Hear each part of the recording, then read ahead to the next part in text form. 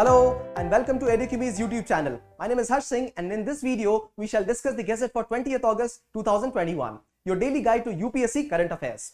Now, the hot selling articles in the market today, news snapshots are 1. Shaft technology in defense sector. We'll understand what it is. We'll also understand smoke towers will installed in Delhi. And the third one is defense testing infrastructure seen by the government. So 3 important updates. This day in history dedicated to Rajiv Gandhi Sadbhavna Divas. Featured news for today, which will be in a separate video.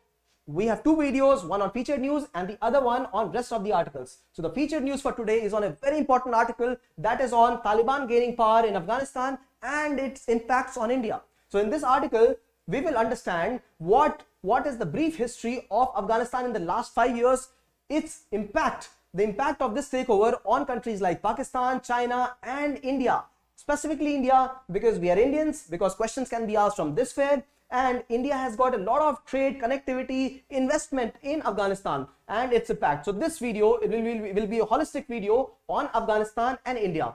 After that we come to image of the day. Image of the day is on Gartang Gali in Uttarkashi, an ancient trade route between India and Tibet region. Terms and concept. The 4 terms for today are Ummeed scheme by the Delhi police. Then we have Unite Awareness Platform, the platform which India has initiated at peacekeeping forces for United Nations. And then we have Remission of Duty scheme, right? We will understand what it is and we will also understand why Maharana Ranjit Singh is in news. 3 editorials for today. The first one and third one relate to gig economy workers and the informal workers. 2 different perspectives to 2 different issues, but very important article. And second one is Abraham Accords. Now this is international relations, interesting article. And the case study is on Indore, which has become India's first water plus city. So let's start the discussion. We have dedicated this day in history to Rajiv Gandhi because it was on August 20th, 1944 that he was born. So this day was called as Sadbhavna Divas, the day of goodwill.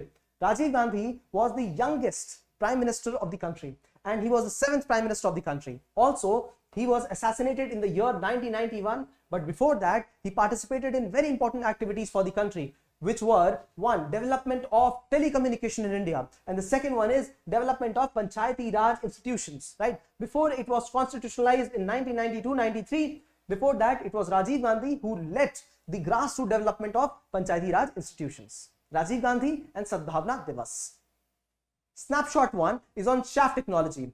DRDO, Defense Research Development Organization, has developed an advanced shaft technology to protect our aeroplanes and naval ships. Now, this is where we will understand what shaft is. Now, when our planes are moving in the airspace or the ships are moving in the sea, high sea areas, they can be attacked by the enemy ships, aircraft guns, anti-aircraft guns, or a chasing aircraft also, right? And they attack through missiles. And this is where shaft technology also plays its important role. Now, this is not shaft. These are flares and these could be shaft. So we will understand what is the difference between them and what is the prime use of these shaft and flares. Now, the prime use you have right now understood is to confuse the anti-aircraft gun, or their missile in understanding which is our target. So if this is the target, they could attack this, but if flares are the target, they will attack this. Now, what is the basis of flares and what is the basis of shaft? This is where our understanding comes. Now, see what happens is many missiles, when they attack, they chase the heat signatures. See, they chase the heat signatures. If this aeroplane is trying to defend itself and it produces heat signatures, right, because of the fuel, if it produces some heat signatures, right, it will try to deflect this particular missile, and so this missile will in fact attack these different entities. These are the flares. They will generate heat signatures and they will confuse the enemy which is the target. So these are flares. What is shaft then? Now, there are different technologies as I mentioned. One is to chase heat and the second one is radar. Now, radar technology is the one which will keep on telling the precise location of the flight as it moves ahead, right? What speed it is moving, which direction it is moving, and therefore the missile also has a chip, right, attached with positioning of this particular aircraft. It will keep on chasing and moving. It will keep on following the aircraft till it hits the aircraft. And this is where chaff comes into play. Now, chaff is a device. It will be placed in the aircraft, and when chaff is installed, when it is released from the aircraft, these aluminium and zinc particles in it will get out of the aircraft. So if suppose these are chaff, right? So these are the particles, these are the heavy particles. This anti-aircraft gun will try to chase them. Why? Because radar will start thinking that this is the plane, this is the plane, and it will attack this particular area instead of attacking the ship or the aeroplane. Ship or the aeroplane, both. This is what DRDO has developed for India. Now, one prime difference between DRDO and other organizations is DRDO is a defense research and development organization. It does the research activity, and if the research is successful, it passes on the technology for mass production, and therefore it passed on this technology to Defense Lab Jodhpur and HEMRL Pune for its mass production, right? It will be installed in Indian Navy ships. It will also be installed by Indian Air Force, right? So these are the chaff devices. This is aiding Atmanirbhar Bharat, yes, because we are creating these devices, right? Now, the important difference, as I said, between chaff and flare is chasing the heat signatures or chasing the entity itself. So this chaff has small aluminum or zinc coated fibers, right? So this is it. Also, if you have to define what is chaff, it is an electronic countermeasure technology to protect high value targets. Millions of dollars are spent in these kind of aircrafts and even billions on ships, right? So moving ahead to the next article. This is an update from Delhi. The Snapshot 2 is on smog tower. Now, India is going to install one of its kind smog tower in Delhi. It will be 24 meters high structure to be installed at Connaught Place, right? The main idea is to ensure that the dirty air gets in and the clean air flows out, right? So this installation is being done by the nudge by Supreme Court. Supreme Court said that the Delhi state must have these kind of towers at various places. The issues with this tower is that, one, it will clean only an area of around 1 kilometer around itself. Second, the maintenance cost will be very high. And third, this technology has never been used in India, right? So because of this, we don't know this novel technology will work in that particular area or not. So these are the issues. However, now India is still hell-bent on installing this technology. Why? Because if this pilot project becomes successful, this is how we will replicate the project in multiple areas, right? Especially in the NCR region. Why NCR region? Now, this technology is being used in NCR region specifically because during winters, there is a thick blanket of smog in Delhi area, right? Not only this, we also see stubble burning after the Kharif crops are cultivated, right? So after they are harvested, there's a lot of stubble burning happening. And also during the times of November, October, we have a lot of cracker burning. We know festivals in India, right? So because of all this, the institution of India, the government of India is trying to establish this kind of smog tower. So it can be used as a good case study. The third snapshot is on defense testing infrastructure scheme. This is a very important article related to Atmanirbhar Bharat. India is trying to institutionalize testing of defense infrastructure in India itself. India has established defense corridors, right? Especially in two states, which are Tamil Nadu and Uttar Pradesh. These are the states where defense infrastructure will be created, right? So defense infrastructure building will be happening here. And then testing also will be happening around these areas only. So this is the state of Tamil Nadu and this is Uttar Pradesh, right? So they ensured that they establish the institutions which create defense infrastructure in India. So we will be replacing the import of infrastructure for defense by our indigenous infrastructure, and we will also have to test them. For example, we just studied chaff technology. It has to be tested, and these are the places where we will be testing them, right? This is the update. Now, something very important to understand is how RFP, request for proposal, is established. Now, we have studied in August 17 snapshot, which was on how the government e-marketplace bidding happens. Now, this is the place where RFP is also introduced. So, request for proposal is the request by the government. The government says that we are going to establish defense testing infrastructure in India. All the bids may be invited. So, this is how it initiates. And we have explained on 17th August snapshot how this whole procedure of bidding is done. So have a look at that snapshot again to understand the whole procedure. Now, government will be spending 75%. That means the central government on this, and rest 25% by the state government and the private body, which is institutionalizing this kind of infrastructure. Also, we will have 6 to 8 such greenfield projects in the areas, right? What is the significance of the project? The first significance is we will have state-of-the-art testing in India. We just studied a few days back that India also has state-of-the-art testing, the first state-of-the-art testing for the vehicle industry also. So testing of the car speed, testing of the car at the banking at curves. India also dedicated one space for that, and now we are dedicating one state-of-the-art facility for defense infrastructure as well. So this is one significance. We will also reduce imports, and these facilities of testing infrastructure will be aside the defense industrial corridors in both the states. So they'll be integrated with each other. So this is why it makes this news very significant. Image of the day is from Gartangali. Where is Gartangali? Gartangali is in Uttarkashi district of Uttarakhand. Now this is 136-meter bridge, a wooden bridge, which was installed at least 150 years back, and it connected India to Tibet region. Very interesting. It was also used for trading purposes, and this was not developed after the 1962 India-China war. It was out of bounds for people. It was now repaired, and now it has been open for tourism. So tourist enthusiasts, if you want to view an image, just Google search Gartangali. It has been reopened for the country, for the people of the country to visit. First term and concept in news is the community policing by Delhi Police. The scheme is called as Ummeed. This is where the civilians can also act as policemen in civil uniform. So a greater participation of civilians in the policing activities. This is how police ensures the complete integration of society with policing schemes as well. So a good case study, right? This is what we see in USA, where the people, the ordinary citizens, also are the eyes and ears of the policing. The second term for today is Unite Awareness Platform. Just yesterday we studied in the Gazette discussion that India has presented its 4-point program. Its 4-point program for United Nations peacekeeping forces. And now India along with that also presented the Unite Awareness Platform. So what is this platform about? This software platforms enable to assess, to understand the terrain of the place in which United Nations peacekeeping forces going.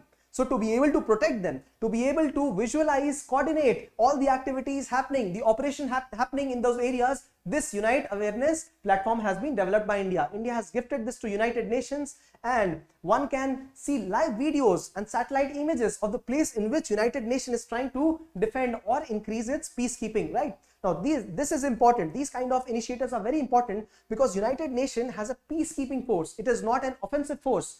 United Nations will never fire at any person unless and until it has been fired upon, and therefore defense of the people who defend ourselves, protection of the protectors, that becomes the main logo for a program like this. So do remember the Unite Awareness initiative of India. It has also been initiated in Mali, in South Sudan, Cyprus, Somalia, where there are conflicts.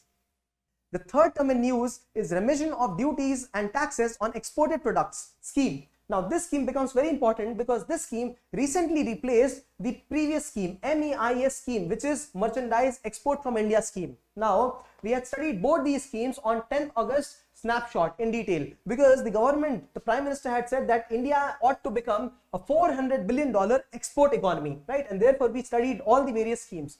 Now this scheme is important right now because this scheme has recently introduced what will be the percentage of remission in this scheme for this particular financial year, right? Remission means the decrease in the taxation. Now the exporters and importers are nobody but the same person. They export certain different products and they import certain different products. They are given certain relaxations while they export the product. The relaxations are not given immediately. They are given in the form of e-scripts. So in a script, it will be written that this person exported so many entities and they are eligible for, say, $10 million of remission. So this much tax be reduced from their total taxation. This will not be reduced immediately. When they start to import items to India, this will be countered, right? This will be measured through e-scripts. So this is the update about this particular export-import scheme.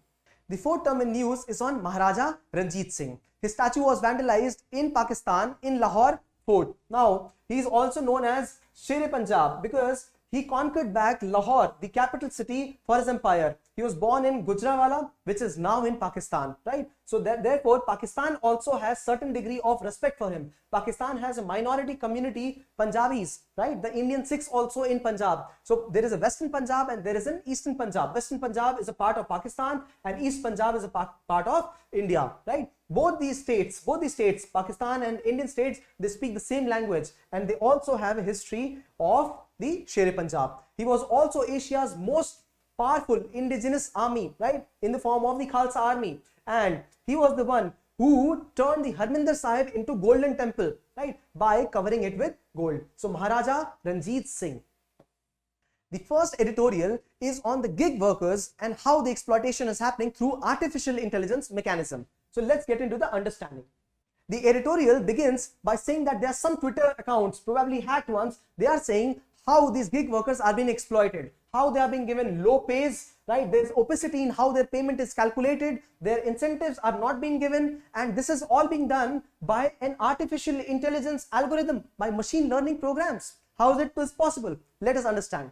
Swiggy and Zomato has around 3,60,000 workers, gig workers. So what are these gig workers? Gig workers are not informal workers. They have contract with certain entities. So these entities are platforms, online platforms. For example, Swiggy, Zomato, we have Ola, Uber, right? So whenever Ola and Uber, whenever they want services, they have contract with these gig workers and they call them via online media, right? So these kind of contracts work between these players, right? But they are exploited. Why? Because these algorithms are largely based on efficiency of money.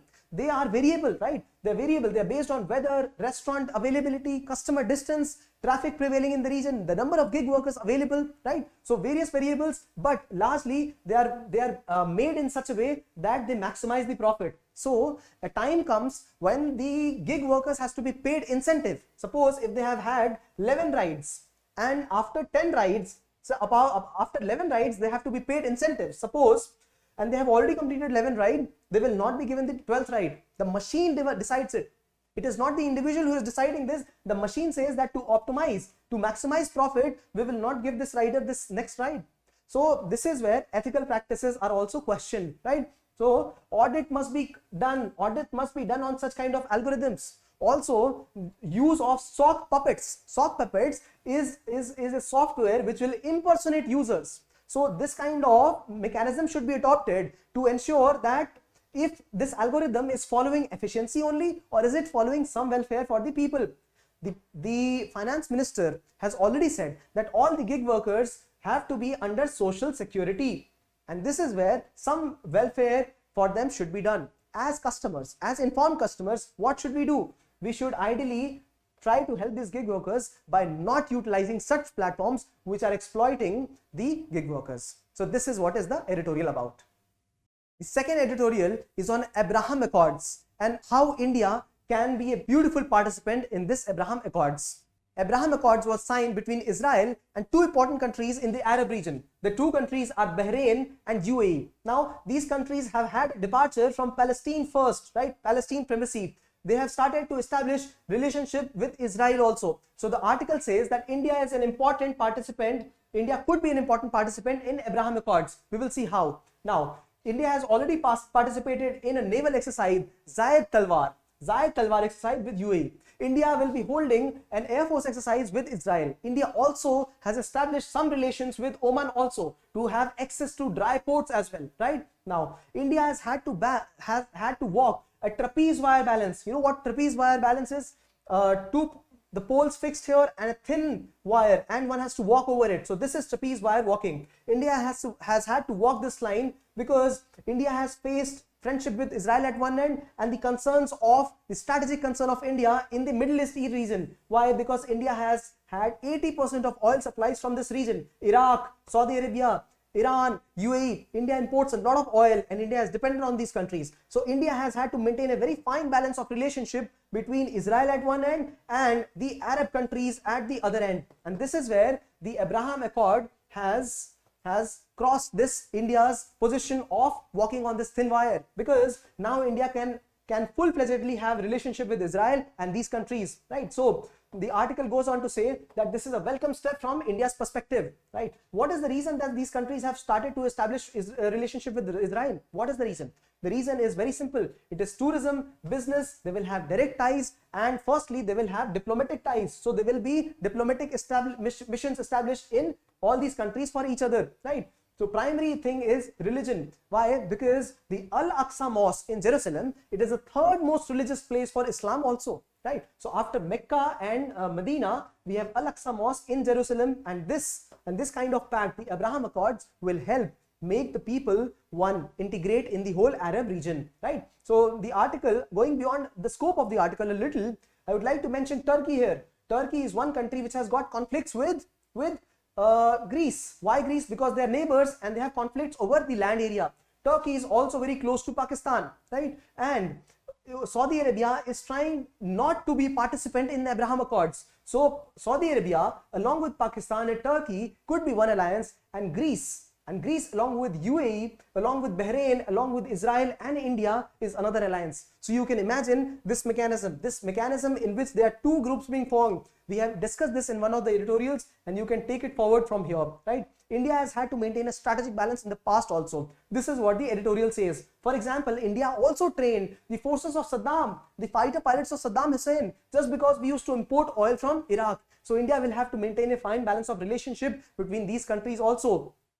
Third editorial is very important considering the informal sector of the country.